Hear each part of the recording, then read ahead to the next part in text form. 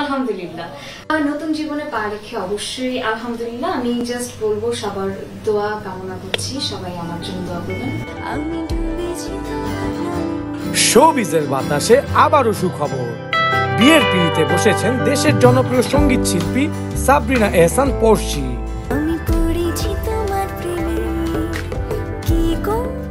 যদিও বিয়েটা গত বছরই হয়েছে, কিন্তু বিয়ের খবর গোপন রেখেছিলেন এই শিল্পী।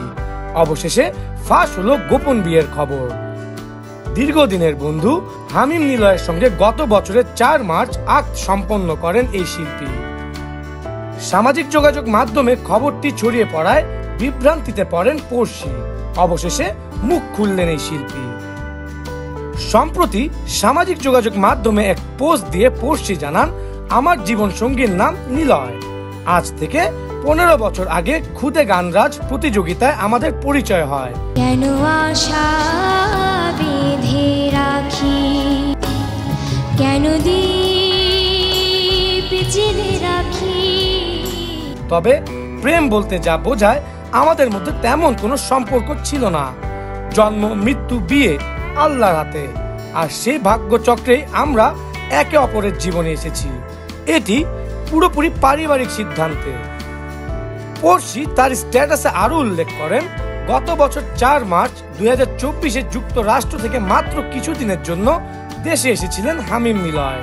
তখনই দুই পরিবারের সম্মতিতে আক্ত অনুষ্ঠান সম্পন্ন হয়।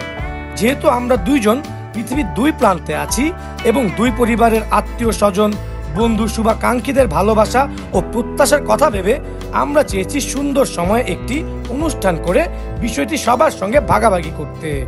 তবে সুখবরটি আগেই ছড়িয়ে পড়ায় আমি কিছুটা বিব্রত। একটা তো প্ল্যান থাকে, তো সেই প্ল্যান অনুযায়ী আমি চাচ্ছিলাম যে বিয়েটা তো জাস্ট নিকাহ করানো, সেটা হলো একদমই পার্সোনাল, জাস্ট দুই পরিবারের। তবে আনন্দিত পড়শি আরো জানান, সব ঠিক থাকলে খুব শিগগিরই নিলয়ের দেশে আসার কথা রয়েছে। তখন দুই পরিবারের আলোচনার ভিত্তিতে আমাদের বিয়ের আনুষ্ঠানিক আয়োজন হবে।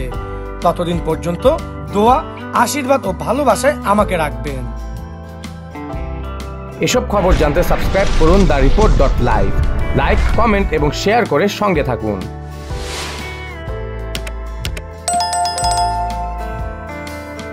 শিহাবুদ্দিন চৌধুরী, দ্য-রিপোর্ট.লাইভ।